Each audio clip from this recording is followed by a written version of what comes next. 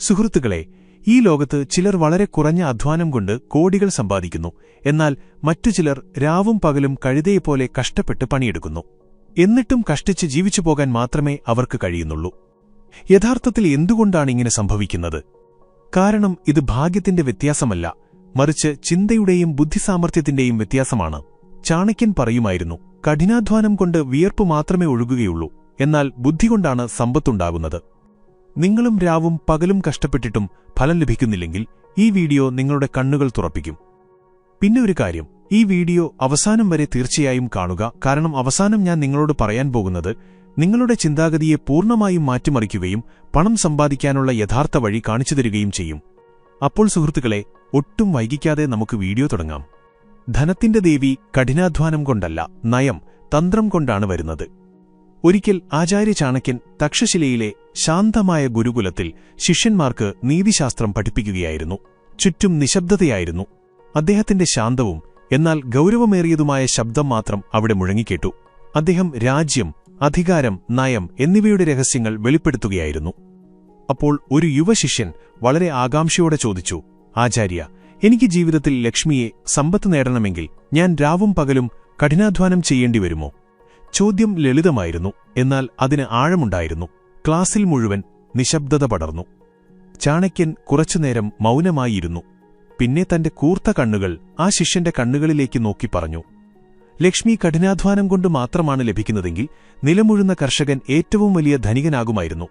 അധ്വാനം മാത്രമാണ് എല്ലാമെങ്കിൽ ആനകളെ മെരുക്കുന്ന പാപ്പാൻ ചക്രവർത്തിയാകുമായിരുന്നു. ശിഷ്യൻ ഞെട്ടിപ്പോയി.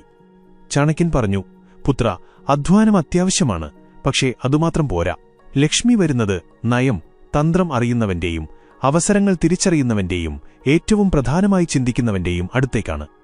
ചാണക്യൻ മുന്നോട്ട് നടന്നു. ശാന്തമായ സ്വരത്തിൽ ചോദിച്ചു, നിങ്ങൾ എന്താണ് ചിന്തിക്കുന്നത്? ഞാൻ എന്തിനാണ് ചന്ദ്രഗുപ്തനെ ചക്രവർത്തിയാക്കിയത്? എന്തുകൊണ്ട് മറ്റൊരു ശക്തനായ യോദ്ധാവിനെ തിരഞ്ഞെടുത്തില്ല? കാരണം അവൻ വെറും കഠിനാധ്വാനി മാത്രമായിരുന്നില്ല. അവന് ചിന്തിക്കാനും മനസ്സിലാക്കാനും ഏറ്റവും പ്രധാനമായി എപ്പോൾ എന്തു ചെയ്യണമെന്ന് അറിയാനും കഴിയുമായിരുന്നു. ശിഷ്യന്റെ ജിജ്ഞാസ വർദ്ധിച്ചു. അവൻ ചോദിച്ചു, അപ്പോൾ ആചാര്യ, അധ്വാനം വെറുതെയാണോ? ചാണക്യൻ പുഞ്ചിരിച്ചു. നയം, തന്ത്രം ഇല്ലാതെയുള്ള അധ്വാനം ഭൂപടമില്ലാതെ യാത്രയ്ക്കിറങ്ങുന്നതുപോലെയാണ്. അവൻ ഒരുപാട് നടക്കും, പക്ഷേ എവിടെയും എത്തിച്ചേരില്ല. ഇനി എത്തിച്ചേർന്നാലോ അതെത്തേണ്ട ആവശ്യമില്ലാത്ത ഒരിടത്തായിരിക്കും. അദ്ദേഹം അടുത്തുണ്ടായിരുന്ന ഒരു വിളക്കിലേക്ക് ചൂണ്ടിക്കാണിച്ചു. ഈ വിളക്ക് നോക്കൂ, ഇതിൽ നെയ്യുണ്ട്, തിരിയുണ്ട്, തീയുമുണ്ട്. എന്നാലും നീ അതിനെ കാറ്റിനെതിരായി വെച്ചാൽ അത് അണഞ്ഞുപോകും. കാരണം ഉള്ളടക്കം മാത്രമല്ല, ദിശയും പ്രധാനമാണ്. പിന്നീട് അദ്ദേഹം മുന്നിലിരിക്കുന്ന എല്ലാ ശിഷ്യന്മാരെയും നോക്കി പറഞ്ഞു, നിങ്ങളെല്ലാവരും വെറും അധ്വാനത്തിൽ മാത്രം മുഴുകിയിരുന്നാൽ നിങ്ങൾ നല്ല സേവകരായേക്കാം, പക്ഷെ നിങ്ങൾ ഒരിക്കലും നയങ്ങൾ തീരുമാനിക്കുന്നവരാകില്ല. ലക്ഷ്മി സേവയുടെ പിന്നാലെയല്ല പോകുന്നത്, സേവനങ്ങളെ നിയന്ത്രിക്കുന്ന ബുദ്ധിയുടെ പിന്നാലെയാണത് പോകുന്നത്. ചിന്തിക്കുന്നവനാണ് രാജ്യം ഭരിക്കുന്നത്. തീരുമാനങ്ങൾ എടുക്കുന്നവൻ, പദ്ധതികൾ തയ്യാറാക്കുന്നവൻ, അവസരങ്ങൾ തിരിച്ചറിയുന്നവൻ, മറ്റുള്ളവർ പറയുന്നത് മാത്രം ചെയ്യുന്നവൻ, ജീവിതകാലം മുഴുവൻ മറ്റുള്ളവരുടെ പദ്ധതികൾ നടപ്പിലാക്കുന്ന ഒരു സാധാരണ ജോലിക്കാരനായി മാത്രം ഒടുങ്ങും. ശിഷ്യന്റെ കണ്ണുകളിൽ ഒരു തിളക്കം വന്നു. ചാണക്യൻ ഇപ്പോൾ ഗൗരവത്തിലായിരുന്നു. ശ്രദ്ധിച്ചു കേൾക്കൂ പുത്ര, ലക്ഷ്മി ഒരു ദേവിയാണ്. ദേവിയെ വിളിക്കാൻ അമ്പലം എത്രത്തോളം സുന്ദരമായിരിക്കണമോ അത്രത്തോളം തന്നെ മന്ത്രവും ശുദ്ധമായിരിക്കണം. നിന്റെ ശരീരം അധ്വാനത്തിന്റെ ക്ഷേത്രമാണ്. എന്നാൽ ലക്ഷ്മിയെ ആകർഷിക്കുന്ന മന്ത്രം നയം, ബുദ്ധിപരമായ തന്ത്രമാണ്. കുറച്ചു നിമിഷങ്ങൾ മൗനം തളം കെട്ടി നിന്നു. പിന്നെ ചാണക്യൻ അവസാന വരി പറഞ്ഞു, വിയർപ്പൊഴുക്കുന്നവനല്ല ധനം ലഭിക്കുന്നത്, മറിച്ച് എവിടെ, എപ്പോൾ, ആർക്കുവേണ്ടി വിയർപ്പൊഴുക്കണം എന്നറിയുന്നവനാണ് അത് ലഭിക്കുന്നത്. ചാണക്യന്റെ ആ അവസാന വരികൾ ശിഷ്യന്മാരുടെ ഹൃദയത്തിൽ ആഴത്തിൽ പതിഞ്ഞു. അത് വളരെ നേരം അവിടെ മുഴങ്ങിക്കൊണ്ടിരുന്നു. അന്നത്തെ ആ നീതിപാഠം വെറുമൊരു സംഭാഷണമായിരുന്നില്ല, ജീവിതം മാറ്റിമറിക്കാൻ ദിശ കാണിക്കുന്ന ഒരു കാഴ്ചപ്പാടായിരുന്നു. കുറച്ചു ദിവസങ്ങൾക്ക് ശേഷം മഗധയുടെ തലസ്ഥാനത്ത് ഒരു പ്രത്യേക സഭ വിളിച്ചുകൂട്ടി. വ്യാപാരികൾ, സൈനികർ, കർഷകർ, പണ്ഡിതന്മാർ തുടങ്ങി എല്ലാ വിഭാഗം ജനങ്ങളും അവിടെയുണ്ടായിരുന്നു. ആചാര്യ ചാണക്യൻ തന്നെ അവിടെ നീതി ഉപദേശിക്കാൻ പോവുകയായിരുന്നു. കൂടെ ചക്രവർത്തി ചന്ദ്രഗുപ്തനുമുണ്ടായിരുന്നു. ചന്ദ്രഗുപ്തൻ സഭയെ അഭിസംബോധന ചെയ്തുകൊണ്ട് പറഞ്ഞു, ആചാര്യ, അങ്ങെന്നെ നീതിയുടെ ആദ്യ പാഠം പഠിപ്പിച്ചപ്പോൾ പറഞ്ഞിരുന്നു, ധനം അതിനെ ആഗ്രഹിക്കുന്നവന്റെ അടുത്തേക്കല്ല, മറിച്ച് അതിനെ മനസ്സിലാക്കുന്നവന്റെ അടുത്തേക്കാണ് പോകുന്നത് എന്ന്. ഇന്ന് ഈ സഭയിലിരിക്കുന്ന ഓരോ വ്യക്തിയും ലക്ഷ്മിയുടെ സഞ്ചാരം എങ്ങനെ തിരിച്ചറിയാം എന്ന് മനസ്സിലാക്കാൻ ആഗ്രഹിക്കുന്നു. ഇപ്പോൾ ആചാര്യ ചാണക്യൻ എഴുന്നേറ്റ് നിന്നു. അവിടെ ചിന്തകൾ മാത്രം മുഴങ്ങുന്ന ഒരു ശാന്തത പരന്നു. ചാണക്യൻ സഭയെ നോക്കി പറഞ്ഞു, ധനം സമ്പാദിച്ചാൽ മാത്രം പോരാ, അതിന്റെ സ്വഭാവം മനസ്സിലാക്കണം. ലക്ഷ്മി സ്ഥിരമല്ല, അത് വെള്ളം പോലെയാണ്. ആഴവും ശുദ്ധിയുമുള്ളിടത്ത് അത് തങ്ങുന്നു. അത്യാഗ്രഹവും ആശയക്കുഴപ്പവും ഉള്ളിടത്ത് അത് നിൽക്കില്ല. അദ്ദേഹം അവിടെയിരുന്ന കർഷകരെ ചൂണ്ടിക്കാണിച്ചു. ഒരു കർഷകൻ ദിവസം മുഴുവൻ പാടത്ത് പണിയെടുക്കുന്നു. എന്നാൽ ഏത് വിള എപ്പോൾ വിതയ്ക്കണമെന്ന് അവനറിയില്ലെങ്കിൽ അവന്റെ അധ്വാനം വെറുതെയാകും. അധ്വാനം കൊണ്ട് മാത്രമല്ല ധാന്യം വിളയുന്നത്, സമയത്തെക്കുറിച്ചുള്ള അറിവും തന്ത്രവും കൊണ്ടാണ് വിളവെടുപ്പ് നടക്കുന്നത്. പിന്നീട് അദ്ദേഹം വ്യാപാരികളെ നോക്കി. ഒരു വ്യാപാരി എല്ലാ ദിവസവും അങ്ങാടിയിലിരിക്കുന്നു. എന്നാൽ എപ്പോൾ ഏത് സാധനത്തിനാണ് ആവശ്യം കൂടുക എന്ന് അവനറിയില്ലെങ്കിൽ അവൻ നഷ്ടത്തിലാകും. കച്ചവടത്തിലെ ലാഭം അധ്വാനം കൊണ്ട് മാത്രമല്ല, ബുദ്ധികൊണ്ടാണ് ഉണ്ടാകുന്നത്. സഭ ഇപ്പോൾ ശ്രദ്ധയോടെ കേൾക്കുകയായിരുന്നു. ചാണക്യൻ തുടർന്നു. ധനത്തെ ബഹുമാനിക്കുന്നവന്റെ മിത്രമായി അത് മാറും. ധനത്തോടുള്ള ബഹുമാനമെന്നാൽ അതിനെ വെറും ചിലവാക്കാനുള്ള വസ്തുവായി കാണരുത്. അതിനെ ഒരവസരമാക്കി മാറ്റുക. മറ്റുള്ളവർക്ക് ജോലി സൃഷ്ടിക്കുക. അപ്പോൾ ലക്ഷ്മി പ്രസാദിക്കും. പിന്നീട് അദ്ദേഹം തന്റെ വാക്കിന് കൂടുതൽ ആഴം നൽകിക്കൊണ്ടു പറഞ്ഞു, ധനത്തിന്റെ ഒരു സ്വഭാവമുണ്ട്, അത് വേഗത്തിൽ ഓടിപ്പോകില്ല. പക്ഷെ അതിന്റെ പിന്നാലെ ഓടുന്നവൻ തീർച്ചയായും തളർന്നുപോകും. വിവേകമുള്ള വ്യക്തി ധനം തനിയെ തന്റെ അടുത്തേക്ക് ആകർഷിക്കപ്പെടുന്ന രീതിയിൽ തന്നെ മാറ്റിയെടുക്കുന്നു. സഭയിലെ പലരും ഇപ്പോൾ പതുക്കെ തലയാട്ടുന്നുണ്ടായിരുന്നു, തങ്ങളുടെ ജീവിതത്തിലെ തെറ്റുകൾ ആദ്യമായി മനസ്സിലാക്കുന്നതുപോലെ. ചന്ദ്രഗുപ്തൻ ചോദിച്ചു, ആചാര്യ, ഒരു ദരിദ്രനായ വ്യക്തി അങ്ങ് പറഞ്ഞ നിയമങ്ങൾ പാലിച്ചാൽ അയാൾക്ക് ശരിക്കും ധനികനാകാൻ കഴിയുമോ? ചാണക്യൻ പുഞ്ചിരിച്ചു. പുത്ര, ഞാൻ നിന്നെ ആദ്യമായി കണ്ടപ്പോൾ നീ ദരിദ്രനായിരുന്നു. എന്നാൽ ചിന്തകൾ കൊണ്ട് സമ്പന്നനായിരുന്നു. നിന്റെ പക്കൽ ധനമുണ്ടായിരുന്നില്ല, പക്ഷെ നയമുണ്ടായിരുന്നു. പൊങ്ങച്ചം കാണിക്കുന്നിടത്ത് ലക്ഷ്മി പോകില്ല. സംയമനവും ക്ഷമയും അറിവുമുള്ളിടത്താണ് ലക്ഷ്മി പോകുന്നത്. പിന്നീട് അദ്ദേഹം സഭയെ നോക്കി പറഞ്ഞു, ധനം വെറുതെ ശേഖരിച്ചുവെച്ചാൽ അത് നിൽക്കില്ല. എന്നാൽ ധനത്തെ ബുദ്ധികൊണ്ട് ചലിപ്പിച്ചാൽ അത് മറ്റുള്ളവരെയും നിങ്ങളെയും സമ്പന്നരാക്കും. അവസാനം അദ്ദേഹം ഒരു വാചകം പറഞ്ഞു. അത് സഭയിലെ ഓരോ വ്യക്തിയുടെയും ഹൃദയത്തിൽ പതിഞ്ഞു. കഠിനാധ്വാനി മാത്രമല്ല, നീതിയിൽ, തന്ത്രങ്ങളിൽ മിടുക്കനായവനുമാണ് ധനം നേടുന്നത്. കാരണം ലക്ഷ്മി അധ്വാനം കൊണ്ടല്ല, ബുദ്ധികൊണ്ടാണ് പ്രസാദിക്കുന്നത്.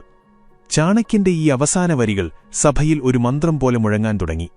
അന്ന് രാത്രി വർദ്ധൻ എന്നു പേരുള്ള ഒരു വ്യാപാരി നിശബ്ദനായി ചാണക്യന്റെ അടുത്തു വന്നു. അവന്റെ കണ്ണുകളിൽ ക്ഷീണമുണ്ടായിരുന്നു. എന്നാൽ ചോദ്യങ്ങൾ അതിലും ഭാരമേറിയതായിരുന്നു. ആചാര്യ, വർഷങ്ങളായി കച്ചവടം ചെയ്യുന്നു. അധ്വാനത്തിൽ ഒരു കുറവും വരുത്തിയിട്ടില്ല. പക്ഷെ ലക്ഷ്മി വരുന്നതുപോലെ തന്നെ പോകുന്നു. എവിടെയാണ് തെറ്റുപറ്റുന്നത്? ചാണക്യൻ അവനെ നോക്കി, പുഞ്ചിരിച്ചില്ല, ആശ്വസിപ്പിച്ചതുമില്ല. പകരം പറഞ്ഞു, വർദ്ധൻ, നീ ലക്ഷ്മിയെ അധ്വാനം കൊണ്ട് പിടിക്കാൻ ശ്രമിക്കുന്നു. എന്നാൽ അവൾ ബുദ്ധികൊണ്ടാണ് ആകർഷിക്കപ്പെടുന്നത്. നിന്റെ വിയർപ്പ് നിന്റെ അധ്വാനത്തിന്റെ തെളിവാണ്.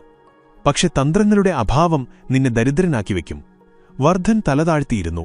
ചാണക്യൻ പതുക്കെ പറഞ്ഞു, ശ്രദ്ധിച്ചു കേൾക്കൂ. ഈ 3 ദോഷങ്ങളുള്ള വീട്ടിൽ ലക്ഷ്മി ഒരിക്കലും പോകില്ല.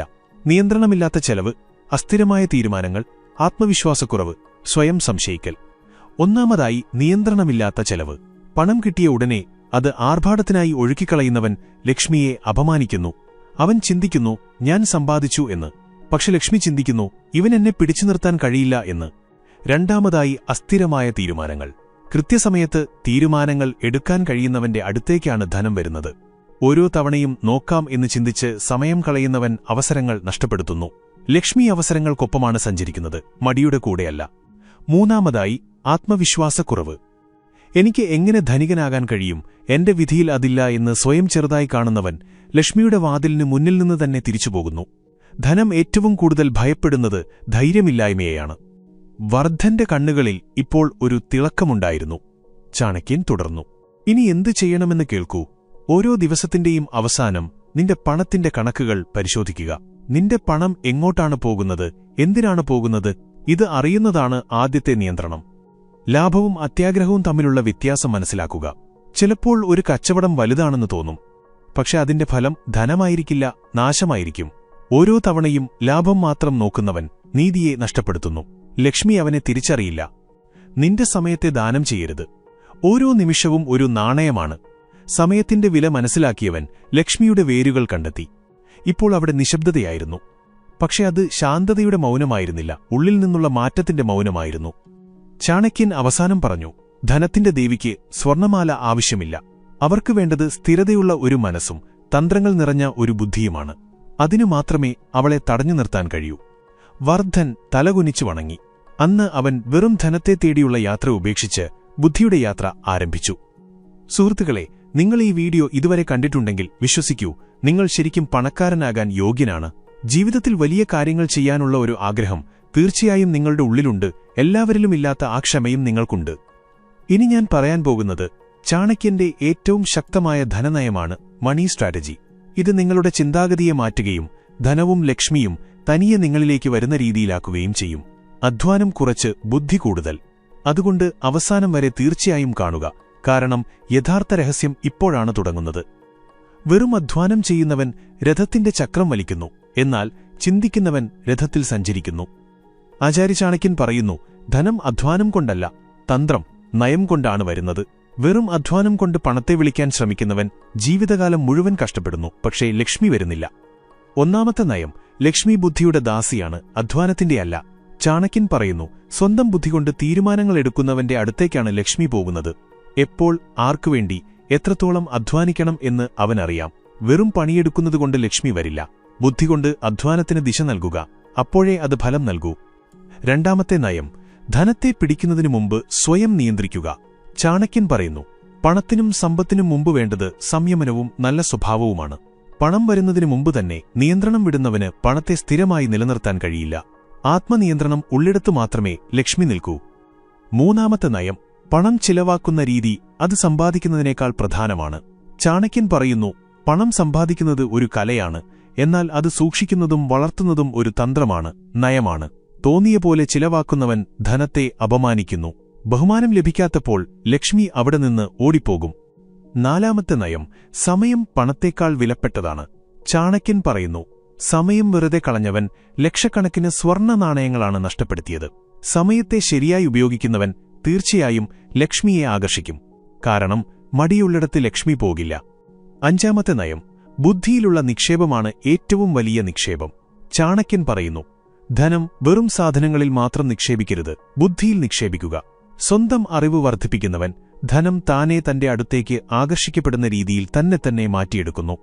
ആറാമത്തെ നയം, അവസരങ്ങൾ തിരിച്ചറിയുന്നവനാണ് ധനികനാകുന്നത്.